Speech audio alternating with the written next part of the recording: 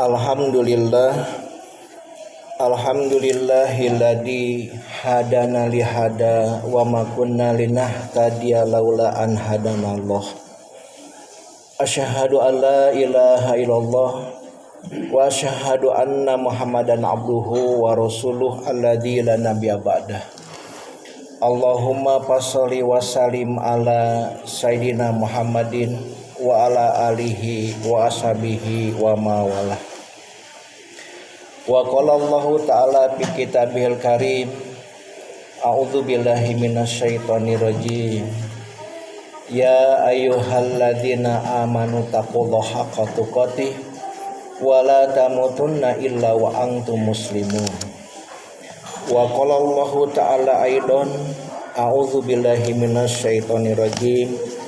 Wa minan nasi may ya'budullaha ala haq fa in asabahu khairun nitma'an nabi wa in asabahu fitnatun qalaba ala wajhi khasirad dunya wal akhirah zalika huwal khusranul mubin. Alhamdulillah wa syukurillah para jamaah sekalian, di hari yang ke-12 bulan Safar, kita masih diperkenankan Allah bisa melaksanakan ibadah kepadanya. Semoga ibadah ini selamanya ada dalam penerimaan Allah Subhanahu wa taala, dan kita semua tentu sangat berharap dapat rahmat dan ampunan dari Allah Subhanahu wa taala. Para jamaah sekalian, di bulan Safar ini, di sini khatib tentu sedikit mengomentari banyak keyakinan-keyakinan yang tidak berdasar. Yang salah satunya ada sebahagian adat di kita bahwa bulan Safar selalu dijadikan sebagai bulan kesialan, sehingga mereka sampai melarang untuk melakukan pernikahan, bahkan untuk bepergian. Bahkan lagi kita mungkin pernah dengar bahwa pada bulan Safar, hari Rabu yang terakhir di bulan Safar itu akan turun 320.000 bala. Dan itu pun tidak bersumber yang absah. Nah, maka komentar dari seorang ahli hadis dalam Sunan Abu Dawud bahwa sami'tu ahlal jahiliyah yastas amuna bisoparin. Aku dengar ahli jahiliyah, penduduk jahiliyah itu dulu menganggap sial pada bulan Safar. Maka Rasul bersabda, la safaro, tidak ada kesialan di bulan Safar. Jadi bulan Safar dengan bulan yang lain sama, tidak ada kesialan di bulan Safar.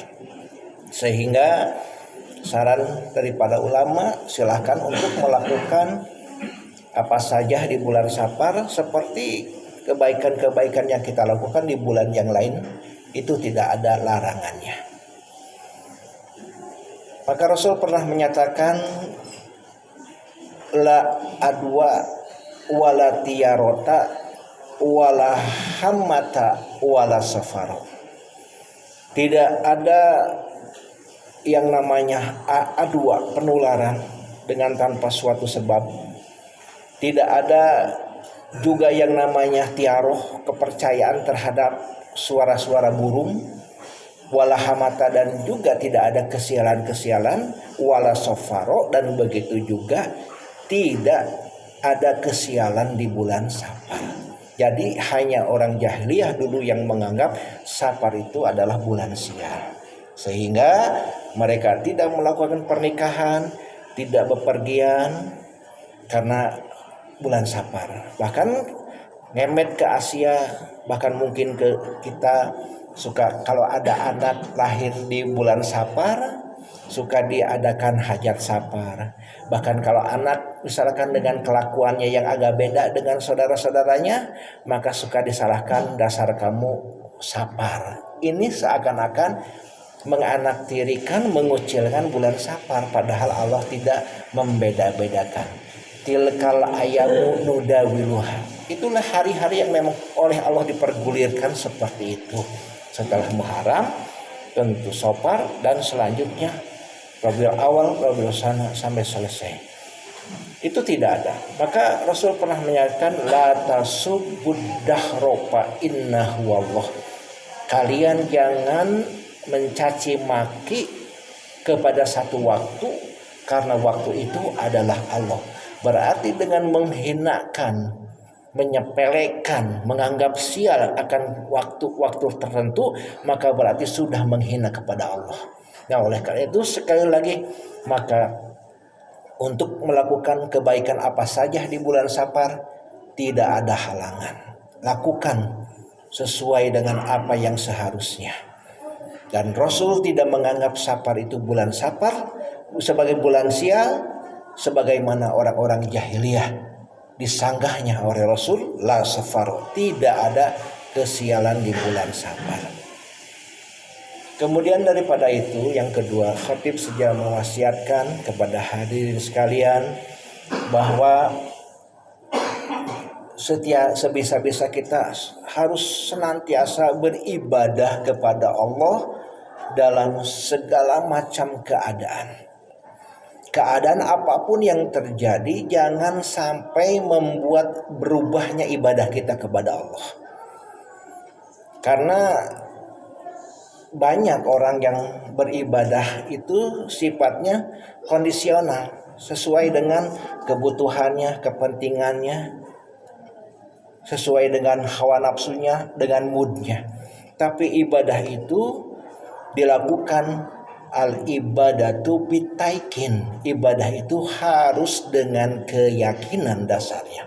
Berarti iman seseorang itu yang menentukan ibadahnya berkualitas dan tidak.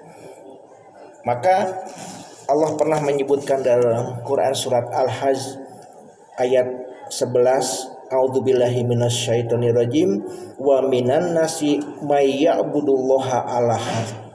Dan dari sebahagian manusia beribadah kepada Allah itu ala harfin, cuma tepinya saja.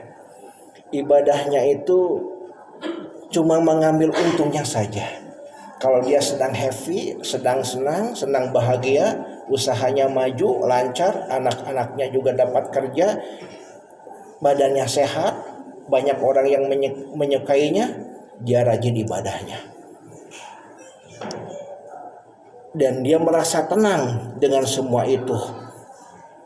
Fa'in asabahu khairun, maka bila mana menimpa kepada dirinya kebaikan seperti yang tadi, itma'anna, merasa tenanglah bihi dengan semua itu. Tapi sebaliknya, wa in asabathu fitnatun, bila mana menimpa kepada dia fitnah, cobaan-cobaan, ujian-ujian dalam kehidupan, usahanya gagal, anak-anaknya susah untuk menurut sama orang tua, dirinya juga banyak sakit dan seperti itu, fitnah-fitnah, musibah-musibah, cobaan-cobaan secara bertubi-tubi, maka inqalaba ala wajhi, kembali kepada wajah asalnya, sebagaimana semula tidak beribadah lagi, karena ibadahnya hanya dia dalam keadaan suka saja. Maka kita tentu kalau ibadah yang seperti ini, Allah menyebutnya khasirad dunya wal akhirah, rugi dunia dan akhiratnya. Kalau orang ibadah seperti itu, dzalika wal khusranul mubin, yang demikian itu adalah kerugian yang sangat jelas. Jadi ibadah hanya bagaimana moodnya, ibadah lihat situasi menguntungkan dan tidaknya. Tapi juga ada sebaliknya, orang yang beribadah sebagaimana yang disinir oleh Allah dalam Quran surah Al-Baqarah tatkala ada dalam perahu terombang-ambing di tengah lautan dengan ombak yang sangat besar, hampir-hampir tenggelam. Padu doain aridin. Mereka itu sampai berdoanya panjang-panjang sekali.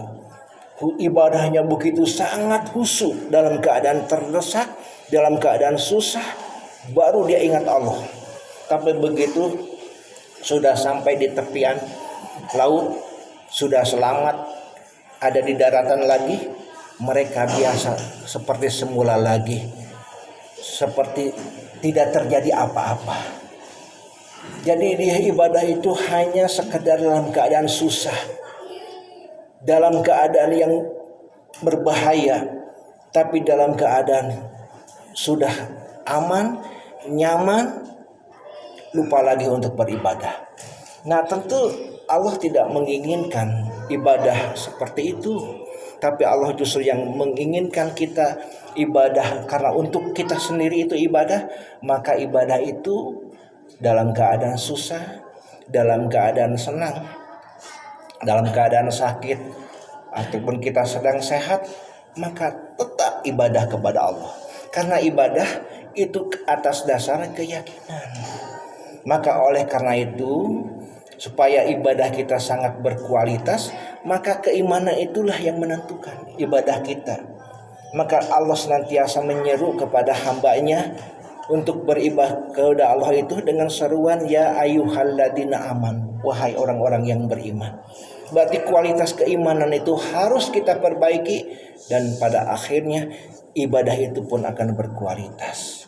Maka walaupun mungkin sama kita pada hari ini melaksanakan sholat Jumat, tetapi satu orang dengan yang lainnya, hasil yang didapatkan di sisi Allah dari Jumatannya tidak sama. Tergantung dari keimanan melaksanakannya itu ibadah. Maka jelas bahwa ibadah itu atas dasar keyakinan, berarti keimanan sebagai motor penggeraknya dari ibadah. Bukan karena kepentingan, bukan karena kebutuhan kita, bukan karena sesuatu yang membuat kita senang, suka, ataupun bukan karena kita sedang bersedih. Tapi justru ini merupakan kewajiban dari Allah yang harus kita laksanakan, dan ini adalah hak Allah untuk kita ibadahi. Maka kita keadaan seperti apapun yang menimpa kepada kita, kita tetap beribadah kepada Allah. Dan itulah yang Allah inginkan dari kita. Karena untuk kita ibadah itu, maka kita supaya tetap beribadah kepada Allah, karena satu-satunya itulah tugas kita dalam hidup. Wa ma khalaqtul jinna wal insa illa liya'budun, dan tidaklah aku menciptakan jin dan manusia melainkan mereka supaya beribadah kepadaku. Mudah-mudahan jamaah sekalian, kita semakin naik keimanan kita, sehingga kita semakin memperbaiki ibadah kita kepada Allah, dan pada akhirnya kita menjadi hamba-hamba yang dipilih oleh Allah Subhanahu wa taala. Barakallahu li wa lakum fil Qur'anil azim wa nafa'ani bima fihi minal ayati wa dzikril hakim wa taqabbalallahu minna wa minkum tilawatahu innahu huwas samiul alim. Allahumma shalli ala